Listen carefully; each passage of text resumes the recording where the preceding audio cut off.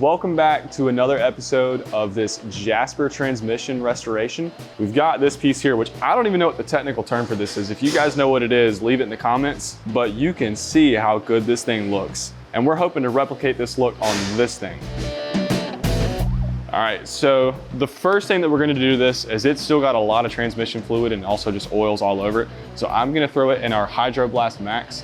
It's got 4,000 PSI and it's also heated. So we should be able to remove all that oil. Then I'm gonna cover these main mating surfaces, not because vapor honing will damage them, because that's actually one of the benefits of vapor honing is it's not gonna etch the surface, it's not gonna damage any of your mating surfaces, but it's by customer request and it's so we don't get anything down on the inside. He doesn't want the insides touched at all. So we'll cover these, cover both sides, and then we're gonna throw it in our 1000 HD.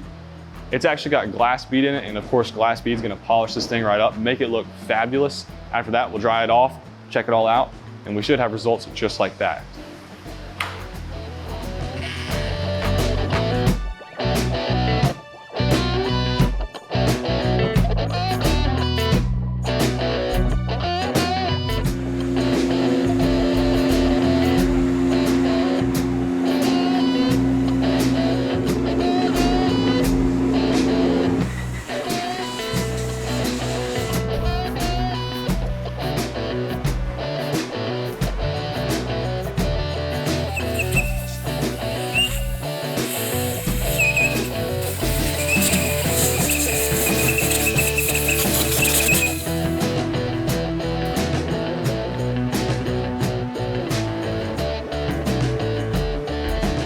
All right, so we've got this thing taped up. We're just using normal painter's tape.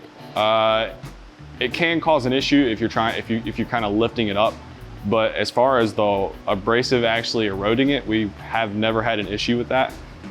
So I'm just gonna kind of be cautious as I'm doing it, make sure I'm holding it down, but we're ready to start blasting. Now, if you decide to use something like a duct tape, which of course that's gonna hold better, it can leave a residue on your part, so it's just something you have to be careful of. Especially if you're coating afterwards. That's why we typically like to just use painter's tape.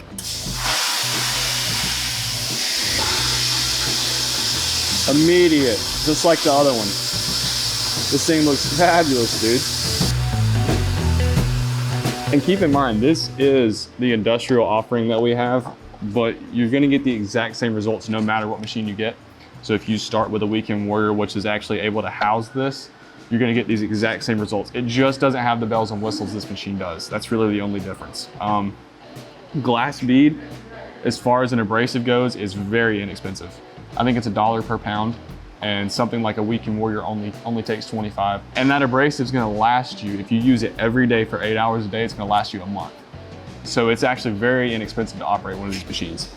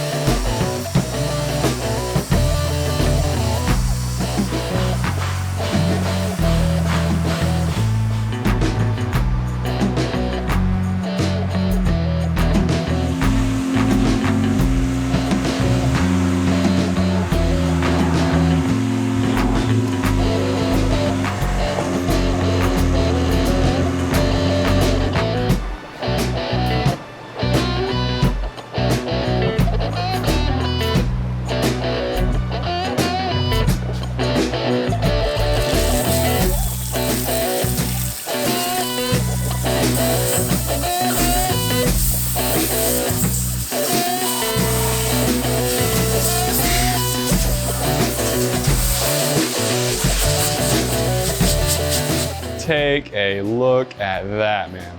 This thing looks beautiful. It's been ran through our wet blasting cabinet. Again, we use glass bead. That's what's gonna get you that really nice polish. It took off all that grime, no problem. We hydroblasted it afterwards. The leftover media, it's no match for 4,000 PSI, so I took it right off. I mean, this thing looks fantastic. I hope the video conveys how well it looks.